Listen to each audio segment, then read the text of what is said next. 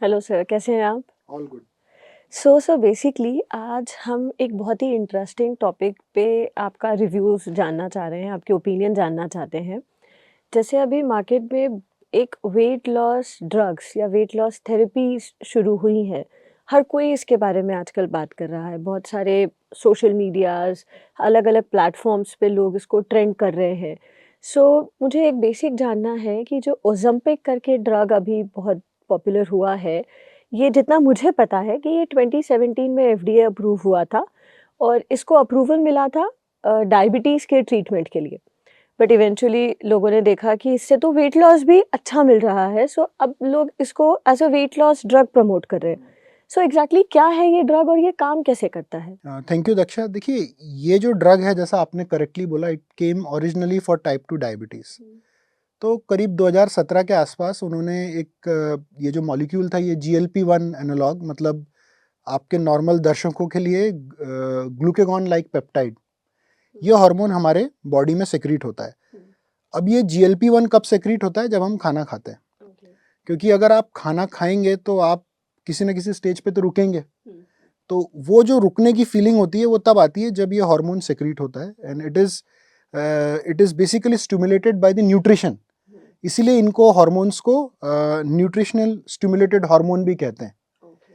तो आपने खाना खाया और GLP-1 आपके ब्लड में आ गया। हुँ। मल्टीपल सोर्सेस से आता है। तो ये GLP-1 को लोगों ने बोला कि यार, ये अगर खाने के बाद सेक्रीट हो रहा है तो इसको हम सिंथेटिकली प्रोड्यूस करें। हुँ। और इसको साइंटिस्ट ने पूरा इसको रिसर्च करके सिंथेटिकली प्रोड्यूस किया GLP-1 एनालॉग के फॉर्म में, जो आप इंजेक्ट करते हो। अब ये 3 तरह से काम कर रहा है। पहले तो ये इंसुलिन का सिक्रीशन बढ़ा रहा है। हुँ। तो आप देखेंगे कि जैसे ही आपने GLP-1 का इंजेक्शन लगाया, जो आपने अभी ड्रग का नाम लिया, हुँ। तो बॉडी में इंसुलिन का सिक्रीशन बढ़ जाता है, तो ग्लूकोज को डाउन कर देता है। ओके। इससे डायबिटीज़ ठीक हो रही है। हाँ। ग्लूकेगॉन नामक एक हार्मोन जो इंसुलिन का विरोध करता है, इट इज़ अगेंस्ट इंसुलिन, हुँ। उस हार्मोन को ये कम कर देता है। ये सेकेंड मैकेनिज्म जो डायबिटीज़ के लिए काफ़ी यूज़फुल हाँ। हो गया। थर्ड बड़ा इंटरेस्टिंग मैकेनिज्म साइंटिस्ट ने जो स्टडी किया इस ड्रग के बारे में, कि साधारण व्यक्ति अगर भोजन लेता है, when he eats his food, the food obviously from his food pipe goes into the stomach, हुँ। और स्टमक में करीब 1 घंटे का डाइजेशन प्रोसेस होता है। उसके बाद ये फूड एम्प्टी होके it will come into the small intestines. Hmm. Correct? ये तो नॉर्मल आप में और मेरे में, हाँ। नॉर्मल इंडिविजुअल्स में। पर यदि हम दोनों ये इंजेक्शन लगा लेंगे तो स्टमक के अंदर ये फूड पड़ा रहेगा 8 से 10 घंटा, ओह! Which is called as a delayed gastric emptying. मतलब खाने का स्टमक से इंटेस्टाइन में आना काफी डिले हो जाता है। हुँ। अब इस डिले इस गैस्ट्रिक एम्प्टिंग से क्या होगा कि आपके पेट में तो ऑलरेडी भोजन पड़ा है। हुँ। तो सुबह का जो नाश्ता आपने किया है, हुँ। और मालूम पड़ा उसका शाम तक आपको लग रहा है अरे मेरा तो पेट भरा हुआ है। हुँ। तो इस मैकेनिज्म को साइंटिस्ट ने यूटिलाइज करके बोला है कि क्यों ना हम इसको वेट लॉस के लिए भी यूज करें। तो interesting. When you take this injection called as Ozempic, जिसके बारे में आप बोल रहे हैं, बहुत चर्चा हो रही है, तो हो कुछ नहीं रहा है। पहले तो आपकी डायबिटीज ठीक हो जा रही है, हुँ। बट खाना पेट से आगे बढ़ ही नहीं रहा है। तो you have a feeling of early satiety, you have a feeling of fullness. हुँ। आपको लगेगा मैंने तो खाया हुआ है खाना, मुझे खाने की जरूरत ही नहीं है। हाँ। पूरे दिन आपको ये फीलिंग आएगी, और यदि आप खाएंगे तो आपको नोजिया, वॉमिटिंग, ऐसे सेंसेशंस आएंगे। That ability of the drug hmm. to delay the gastric emptying is being used to treat obesity. Okay. Sir अभी आपने बोला कि ये सिंथेटिकली प्रोड्यूस्ड मेडिसिन है, बट कहीं एक मार्केट ट्रेंड्स या सोशल मीडिया पे मैंने एक पढ़ा था कि ये तो एक लिजर्ड के वेनम या सलाइवा से भी प्रोड्यूस हो रहा है। नहीं, लिजार्ड के वेनम से नहीं, लिजार्ड के सलाइवा से। तो ये बड़ी इंटरेस्टिंग आपने बात कही। बहुत सारे लोगों को तो ये बात पता भी नहीं है कि ये जो ओजेम्पिक की हम बात कर रहे हैं, ये बेसिकली एक GLP-1, जो मैंने बताया, GLP-1 एनालॉग है। हुँ। तो इंटरेस्टिंग, ये कहाँ से आई, इसकी खोज कैसे हुई? खोज ऐसे हुई कि एक लिजर्ड है, जिला मॉन्स्टर। ओके। उस लिजर्ड का जो सलाइवा है, उसमें एक्सेंडिन 4 करके सेम मॉलिक्यूल है जो GLP-1 के जैसा, एग्जैक्टली सेम। ओके। और जब साइंटिस्ट ने उसकी स्टडी करी तो कहा यार, ये तो बड़ा जोरदार मॉलिक्यूल है जो डायबिटीज को ट्रीट करने में हमको मदद कर सकता है। हुँ। तो उसको केमिकली इन लोगों ने स्टडी किया और वैसा का वैसा ही सिंथेटिकली प्रोड्यूस किया। आप मेरी बात समझ? तो ये नहीं है जो आप कह रहे हो कि ओजेम्पिक के अंदर लिजार्ड का सलाइवा नहीं है। ये गलत धारणा है, लोग डरते भी हैं, एक अफवाह उड़ाई जाती है। बट उसकी सच्चाई जो सब अब आपके पेशेंट्स को दक्षा पता होना चाहिए, ये है कि it mimics the hormone produced by जिला मॉन्स्टर, लिजार्ड सलाइवा। उसके थूक में जो प्रोटीन है उसको मिमिक करता हुआ ये हार्मोन है, बट वो नहीं है। मतलब ये नहीं हो रहा है कि आज ओजेम्पिक का जो इंजेक्शन प्रोड्यूस हो रहा है वो लिजार्ड को सलाइवा बनाने का बोला जा रहा है, उससे प्रोड्यूस नहीं, ये तो सिंथेटिकली लैब में बन रहा है। But yes, the molecule is same and we should be very thankful to the lizard because उसकी सलाइवा को स्टडी करके ही हमने इसको बनाया है। और इसके अलावा आजकल जैसे पहले भी वेट लॉस मेडिकेशंस मार्केट में अवेलेबल थे। अगर हम 2-4 साल पहले की बात करें तो और भी जैसे विक्टोजा है या सक्सेंडा है, कुछ इनफैक्ट पहले वेट लॉस पिल्स भी आते थे, ऑर्ली स्टार्स या ये सब। करेक्ट। उन मेडिकेशंस ने कभी इतना बज़ क्रिएट नहीं किया या उन पे कभी इतनी चर्चा नहीं हुई जितना अभी ये ओज़ेम्पिक पे हो रही है। सो क्या अंतर है? एक्चुअली दक्षा देखिए क्या है कि वेट लॉस ड्रग्स तो 50 साल से आ रहे हैं। मतलब वेट लॉस है ही इतनी बड़ी इंडस्ट्री कि obesity is probably the biggest disease of Mankind. और ये ड्रग्स कंटिन्यूसली आ रहे हैं। तो जैसे आपने ऑर्लीस्टैट का नाम लिया, it was a very good drug. Simple, आपने पिल खाई और फैट जो आप खाते हैं वो एब्जॉर्ब नहीं हो रहा है और वो मोशंस में एक्सक्रीट आउट हो जाता है। इसके बाद आपने सक्सेंडा और विक्टोजा का नाम लिया, they are very very famous and very successful, even they are use now, these are the drugs for diabetes. But क्या है कि ये जो ड्रग्स पहले आते थे इनमें इतना अच्छा वेट लॉस देखने को ही नहीं मिला, जो कि सर्जिकल वेट लॉस के या तो क्लोज आ जाए, जो बेरियाट्रिक सर्जरी वेट लॉस के लिए जो होती है उसके या क्लोज आ जाए या उसका 50 to 80% हो। अब जो नए ड्रग्स आए हैं ओजेम्पिक और मोंजारो, जिनकी चर्चा पूरे विश्व में, they have become sort of miracle drugs. ये नाम तो नहीं लेना चाहिए but they are being touted as miracle drugs. Definitely ये बहुत अच्छा वेट लॉस दे रहे हैं, क्लोज टू बेरियाट्रिक सर्जरी।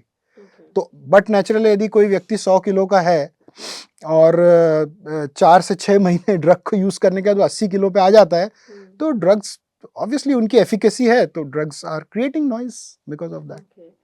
अभी आपने जैसे ओजेम्पिक के साथ एक और नाम ऐड किया, मुंजारो। इन दोनों में क्या अंतर है? बहुत अच्छा क्वेश्चन है। बेसिकली ये देखिए, ये ओजेम्पिक है और ये मुंजारो। अब ये इंजेक्शंस तो दोनों अलग अलग कलर के हैं। ओजेम्पिक और मुंजारो सबसे पहले, मैं बहुत सिंपल वे में इसको बताऊंगा, ओजेम्पिक और मुंजारो सबसे पहले दोनों ही ऐसे हार्मोनल प्रिपरेशंस हैं जो सिंथेटिकली प्रोड्यूस्ड हैं which will cause weight loss. लेकिन दोनों में बेसिक फार्माकोलॉजिकली एक अंतर है। ओजेम्पिक जो है वो, जैसा मैंने बताया, GLP-1 एनालॉग है, जिसका नाम है सेमाग्लूटाइड, फार्माकोलॉजिकल नेम। तो मरीजों को तो जानने की आवश्यकता नहीं, बट जो फिजिशियंस या जो साइंटिस्ट या जो so called weight loss enthusiast सुन रहे हैं, they should understand that Ozempic जो है, जो ओजेम्पिक फेमस ड्रग ओजेम्पिक के नाम से चल रहा है, this is injectable form of semaglutide. Semaglutide is the name, pharmacological name. और ये क्या है? फार्माकोलॉजिकल नेम तो सेमाग्लूटाइड है, पर ये एक GLP-1 एनालॉग है।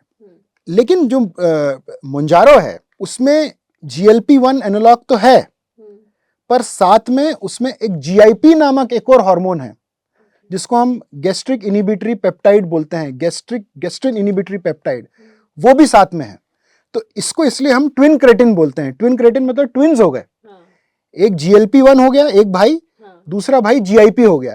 तो GLP और GIP को हमने कंबाइन कर लिया तो ट्विन बन गए, तो इसलिए इट्स अ ट्विन क्रेटिन। इसमें 2 हार्मोन्स हैं, तो इसमें एक हार्मोन है और इसमें 2 हार्मोन है। तो पहला फर्क तो हमारा क्या हो गया? देखिए, Ozempic is just 1 which is only GLP-1 and Mounjaro is 2।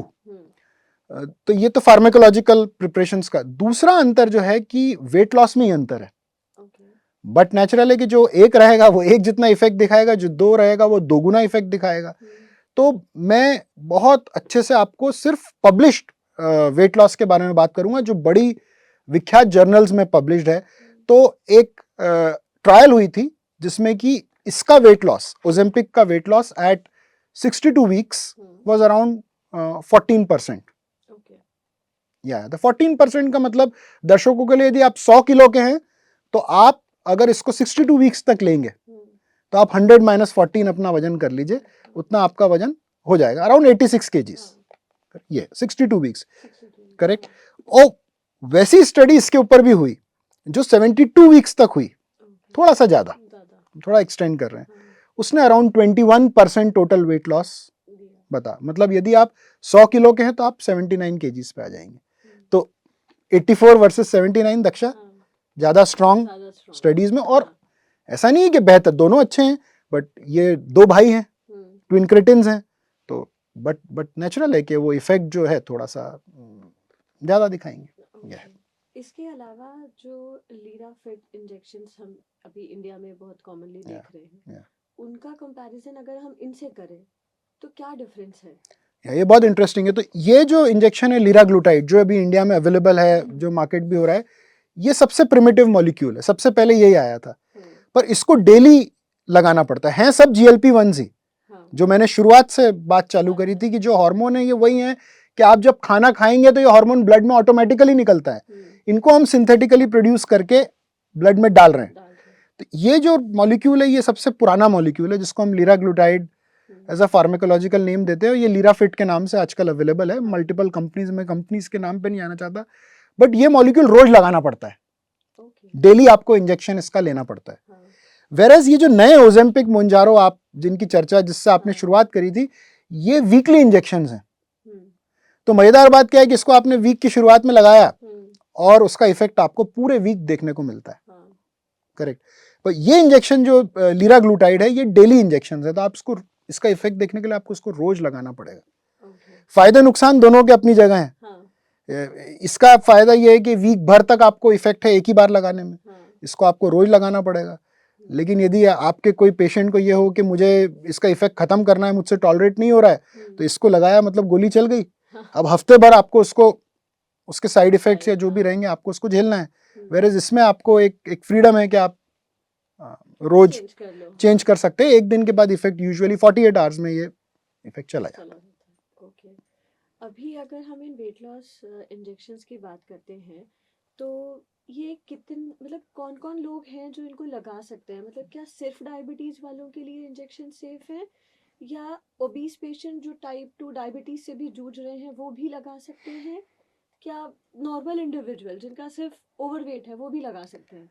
देखिए, एज सच तो इसको ओवरवेट इंडिविजुअल भी ले सकता है जिसको डायबिटीज नहीं है, क्योंकि डायबिटीज के लिए तो इसका यूज बहुत सालों से हो रहा है।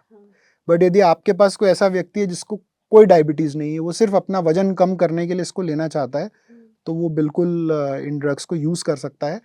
यूजुअली ये drugs above a BMI of 28 prescribed होते हैं। उससे कम बॉडी मास इंडेक्स के लिए इन ड्रग्स का यूज बहुत रिकमेंडेड नहीं है।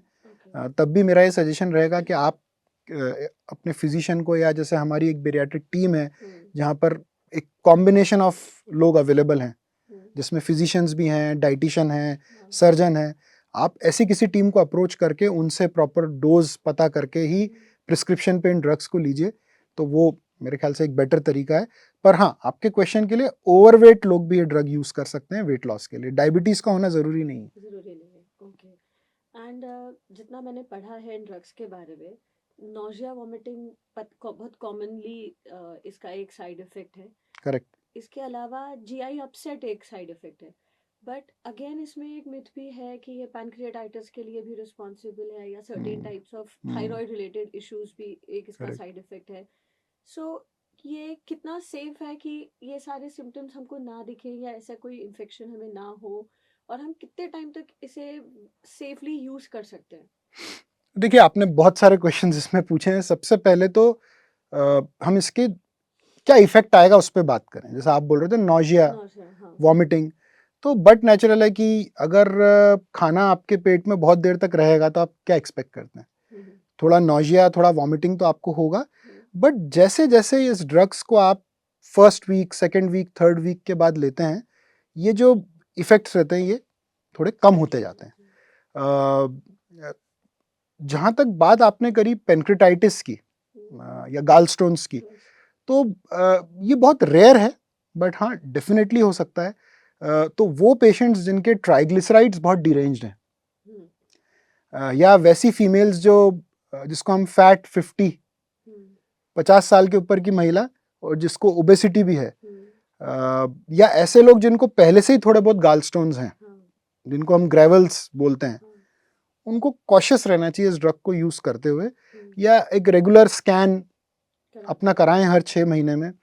और थोड़ा सा भी अगर आपको एब्डोमिनल पेन होता है तो आप किसी गैस्ट्रोएंटरोलॉजिस्ट या किसी फिजिशियंस को दिखाएं, तो वो एक बेटर वे है मुझे लगता है इसको अप्रोच करने का। थायराइड इश्यूज आफ्टर ओजेम्पिक, ऐसा पाया गया है कि ये जो ड्रग है ये माइस में थायराइड के एक स्पेशल सेल्स होते हैं, उनकी हाइपरप्लेजिया कॉज करता है, करेक्ट। तो वो पेशेंट्स जिनके के घर में थायराइड कैंसर्स की कोई हिस्ट्री है, और एक स्पेशल टाइप का थायराइड कैंसर होता है जिसको हम मेडुलरी कार्सिनोमा थायराइड बोलते हैं, यदि वो हिस्ट्री उनके घर में है तो उनको फिर ये ड्रग नहीं लेना चाहिए। ऐसी कोई स्टडी जो इनको थायराइड कैंसर से डायरेक्टली लिंक करती हो, नहीं, ऐसी कोई स्टडी नहीं है। तो ये रहा। अब आपने जो क्वेश्चन पूछा कि क्या हो कि हम ये इफेक्ट्स हमको हो ही ना, हमारा नॉजिया ना हो, वॉमिटिंग ना हो, या पेनक्रेटाइटिस ना हो, तो नॉजिया और वॉमिटिंग के लिए मैं कुछ स्पेसिफिक बातें आपको इसके बारे में बताऊंगा जो आप अपने पेशेंट्स को सुझाव दे सकते हैं। What are the tips to avoid nausea after these drugs. तो पहली बात तो सबको ये समझना पड़ेगा कि ओजेम्पिक और मोंजारो दोनों ही, इनका mechanism of action he nausea है। अगर नॉजिया नहीं होगा तो आप खाते जाओगे, और फिर वेट लॉस कैसे होगा। तो थोड़ा नॉजिया आपको टॉलरेट करना पड़ेगा।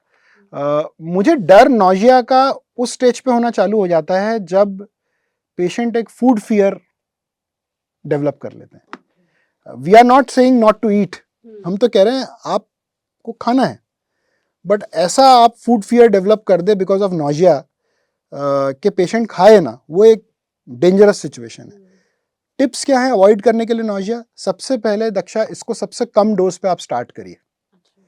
तो लोगों को यूजुअली क्या रहता है कि फिजिशियंस के पास बिना जाए आजकल लोग इसको मार्केट से उठा लेते हैं और अपने मन से कुछ भी डोज पे लगाना चालू कर दे, जबकि रिकमेंडेशन क्या है, यदि आप ओजेम्पिक ले रहे हैं तो आप 0.25 मिलीग्राम से स्टार्ट करिए। अगेन ये कोई मेडिकल एडवाइस वाला पॉडकास्ट नहीं है, बट कहने का जरूरत है कि मतलब ये है कि सबसे कम डोज पे यदि आप इसको स्टार्ट करते हैं, सबसे कम डोज पे, तो ये कम साइड इफेक्ट्स प्रोड्यूस करेगा, बट नेचुरली। और जैसे जैसे वीक दर वीक आप आगे बढ़ते हो, आपको लगता है कि अब मैं झेल पा रही हूँ इस ड्रग को या पा रहा हूँ, then you can start to escalate the dose of the drug. So the first step is keep the dose to minimum and let the patient come to you कि दक्षा मैडम अब तो हमको कोई असर ही नहीं आ रहा। That's the time when you should increase the dose. Number 2, सब पेशेंट्स को बोलिए कि they should have small frequent meals and meals which has less fat, less carbohydrate and more proteins. तो जितना कम फैट मील में रहेगा उतना कम nausea, correct. Frequent meals, smaller meals, less fat, less और moderate carbohydrates and high in protein, ठीक है। The third tip which is very important, hydration. If your patients are not well hydrated, they will have nausea. Sometimes patients confuse nausea and dehydration. They are dehydrated, but they are thinking they have nausea. Let them be at least have 2 to 3 liters minimum. मैं तो 4 से 5 litre में बहुत प्रसन्न हो जाता हूँ, but 2 से 3 लीटर भी अगर वो पानी ले रहे हैं, it's a very good strategy for a patient who is on Ozempic. Very good strategy. Number चौथा, ये हैक है। मैं I have been prescribing Ozempic since like 10 years now. पहले ये सेमाग्लूटाइड ओरल फॉर्म में आता था, हम लोग तो इसको जब ये यूएस में स्टार्ट हुआ था for diabetes, we are writing it to our patients, we were the first ones in the country to use it. एक बहुत अच्छा हैक है इसका जो बहुत पेशेंट्स ले सकते हैं, that is ginger tea. अगर आप पेशेंट्स को जिंजर टी लेने को बोलते हैं तो they will have less, they can even have ginger leaves and they can chew it. Similar effect you will see with peppermint. आप उनको peppermint chewing gum sugar free आप उनको chew करने को बोलोगे, nausea goes away very fast. तो ये मैंने आपको चौथी टिप दी. पांचवी और लास्ट टिप जो बिल्कुल जिसको कहते हैं हम आपके लिए गेम चेंजर बनेगी, इस इंजेक्शन को रात में लीजिए आप. तो जो पीक इफेक्ट का टाइम रहेगा तो आप वो नींद में निकाल देंगे. टाइम ऑफ पीक नॉजिया उसको तो आपने नींद में निकाल दिया.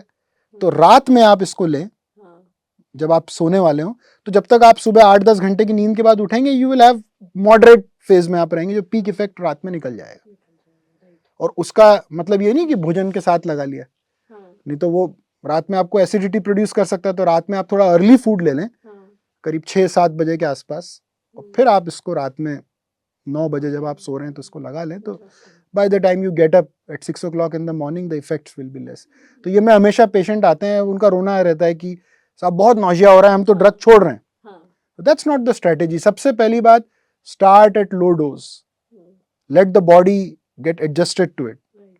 एंड आने दीजिए, पेशेंट आपको बोलेंगे आके कि हमको इफेक्ट ही नहीं आता, let it be, it's fine. And then progress with hydration, good diet, moderation, peppermint and garlic, peppermint and ginger tea, and the last timing of the dosage of this thing. एक चीज और मैंने इसके बारे में सर पढ़ी थी कि बहुत ज्यादा लोग ऐसा लिख रहे हैं अलग अलग प्लेटफॉर्म्स पे, या कुछ रिसर्चर्स भी ये कहती है कि इससे कुछ डिप्रेशन या मूड स्विंग्स या ऐसे भी कुछ लोगों में टेंडेंसीज दिख रही हैं.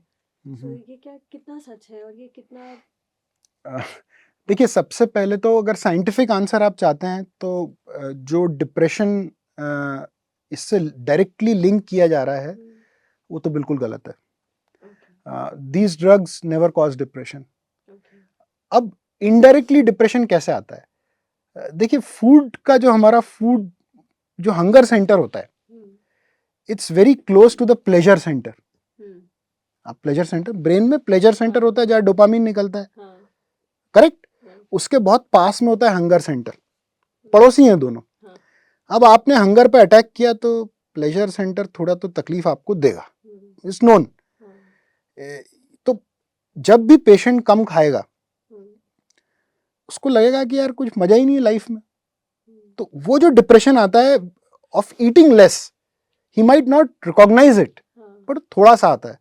बट वो शुरुआत के फेज में रहता है. बाद में जब वो अच्छा इंच लॉस और वेट लॉस देखता है तो that depression goes into, it converts into a feeling of victory and Triumph. So directly कोई ऐसी लिंक नहीं है या ऐसा कोई हार्मोनल एविडेंस नहीं है कि भाई आपने ओजेम्पिक लगाया या आपने कोई भी लीराग्लूटाइड या कोई भी ये जो सेमाग्लूटाइड से लेकर टिरपेजिटाइड तक के मॉलिक्यूल्स हैं, इनको आपने लगाया और मुझे डिप्रेशन हो गया या मेरे में सुइसाइडल टेंडेंसीज डेवलप हो गई. लोगों डायरेक्टली नहीं है. लेकिन प्रॉब्लम क्या है कि हम जिन पेशेंट से डील कर रहे हैं who have a lot of weight, they already suffer from lot of psychological issues, and at most times we start treatment without actually analyzing the underlying psychological issue which is going on. So we make a simple problem a complex problem, and then we blame it to the drug or to the surgery. आप मेरी बात जो है वो अलग, depression या suicides are never because of a drug और a surgery, they are because of a complex underlying problem which is not fully evaluated. और ये मेडिकेशंस किस एज ग्रुप के लिए स्पेसिफिक है क्या, या टीनेज से लेके या बच्चों को दे सकते हैं कि नहीं? हाँ, मतलब वेरी स्पेसिफिकली नहीं, ये मेडिकेशंस एज पर अप्रूवल 12 इयर्स के ऊपर ही अप्रूव्ड हैं. इनफैक्ट मैं तो 14 इयर्स के ऊपर इनको प्रिस्क्राइब करूंगा अगर मेरी प्रैक्टिस में मुझे कहा जाएगा. I think that children below the age of 14 years are still growing. उनका बोन और मसल ग्रोथ प्रॉपर होता नहीं है, and we give anything to them which retards their growth or which affects their nutrition is not a good thing.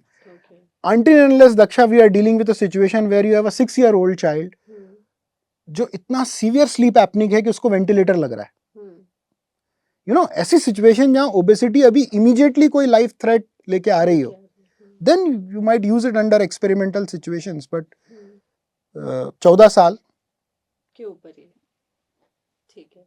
And अभी जैसे मैंने शुरुआत में भी बोला कि सेलिब्रिटीज भी अब ये ड्रग लगा रहे हैं। सो इंडिया में भी कुछ बहुत सारे सेलिब्रिटीज हैं, हॉलीवुड भी एक काफ़ी पॉपुलर है, जो ये जहाँ से ये बेसिकली शुरू हुआ था ट्रेंड सोशल मीडिया पे।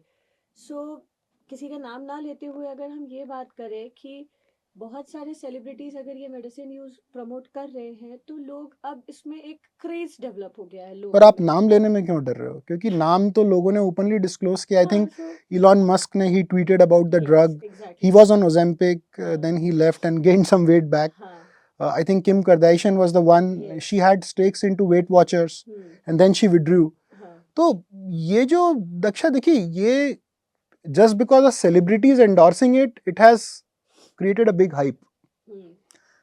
बट उससे इस ड्रग की पोटेंसी या उसकी एफिकेसी पे कोई क्वेश्चन नहीं है। आज अगर Elon Musk has tweeted about the drug, he has probably given a good drug a platform, जिसका बेनिफिट भी तो बहुत सारे ओबीज लोगों को हुआ है। बट सर यहाँ पे मेरा क्वेश्चन ये भी है कि इसकी वजह से एक तो ये ड्रग का कहीं ना कहीं या तो मार्केट में शॉर्टेज हो रहा है, या जिसको जैसे कि डायबिटीज पेशेंट्स है, सो या तो वो ड्रग उनको प्रॉपरली मिल ही नहीं रहा जिनको एक्चुअली ज्यादा जरूरत है। Correct so correct. इसमें कुछ गाइडलाइंस हैं जो लोगों को फॉलो करनी चाहिए कि आप रैंडमली ना खरीदें, किसी के कंसल्टेशन से खरीदें या एक गाइडेंस में फॉलो करें।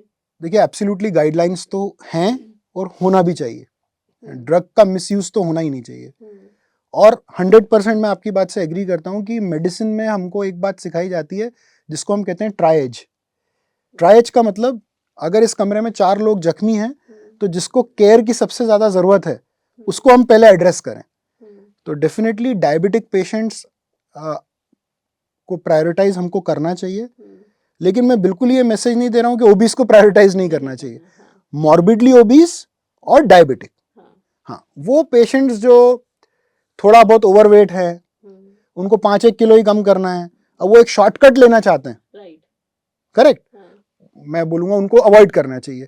क्यों? क्योंकि अगर वो ले लेंगे और उनके पास पैसा है और वो जाके ये ओजेम्पिक खरीद लाएंगे और कोई डायबिटिक पेशेंट को उनके कारण नहीं मिल पाएगा, it's not a good thing. होते हैं ना, आप बैटल फील्ड में जाते हैं तो जो सोल्जर ऐसा घायल होता है जिसको हमको पीठ पे टांग कर लेके आना है, उसको एक दूसरा घायल सोल्जर भी अपनी पीठ पे टांग कर लेके आता है, देखा है आपने बैटल फील्ड में। So triage in medicine is not only the responsibility of the physician, it is also of the patient.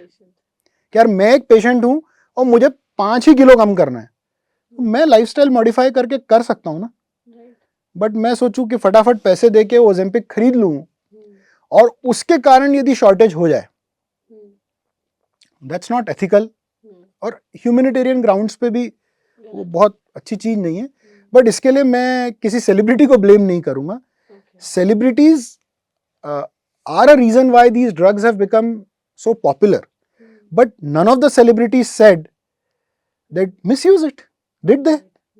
No, they never did. In fact, they were quite open and transparent in telling the secret of their weight loss. मैंने तो ऐसे भी लोग देखे हैं who would use a drug for their weight loss and they would not come out in open.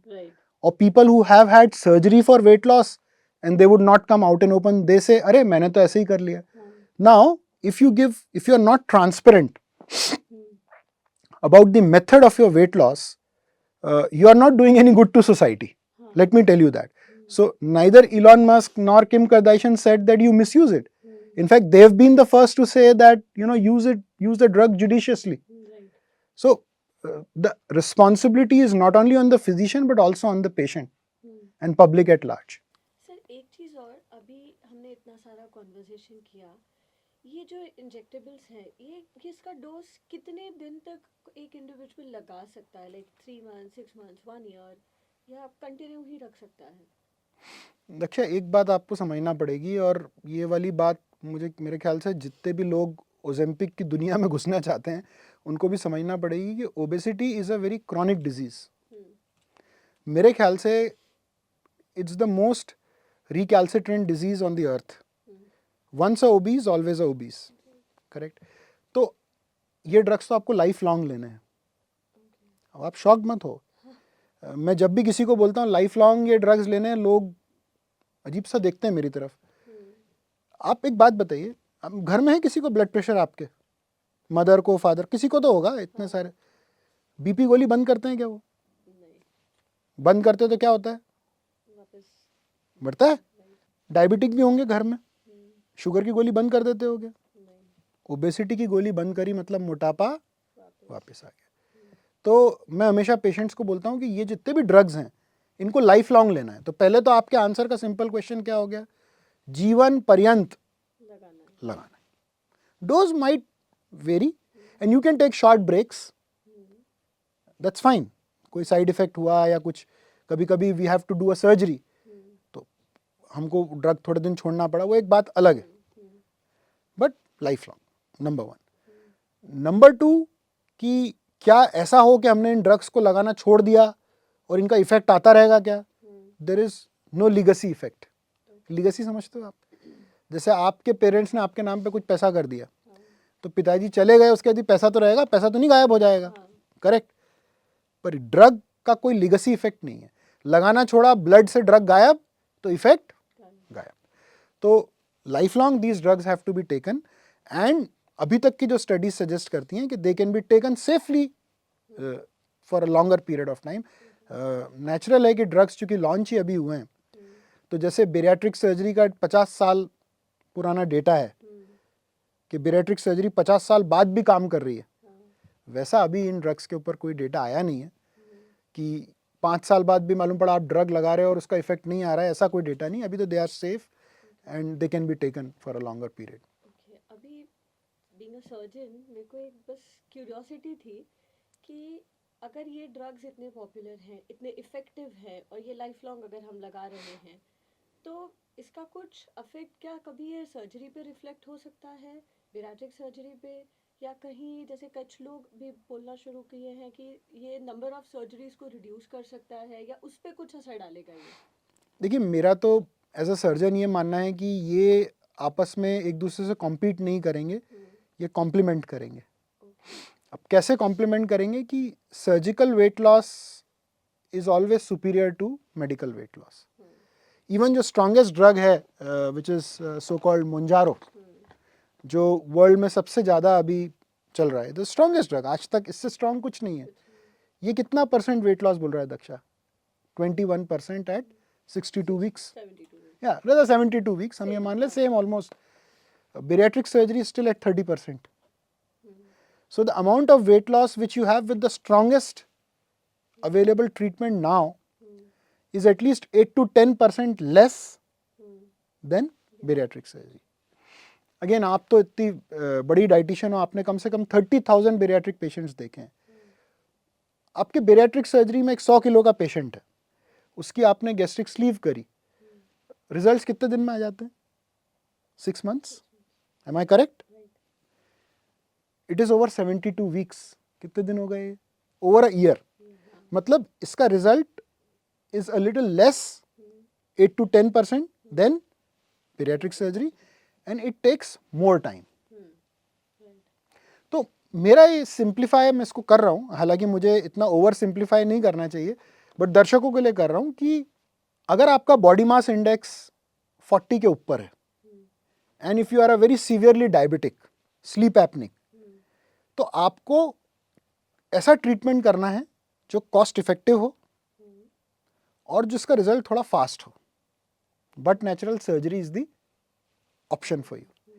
But if you are a BMI less than 40, cost is not an issue for you, and you want to try out a drug, see its effect, whether you are able to tolerate it or not, and you are prepared for a long overhaul, then drug is your choice. So these two things will never compete. In fact, the kind of patients they're gonna cater to are completely different, completely different.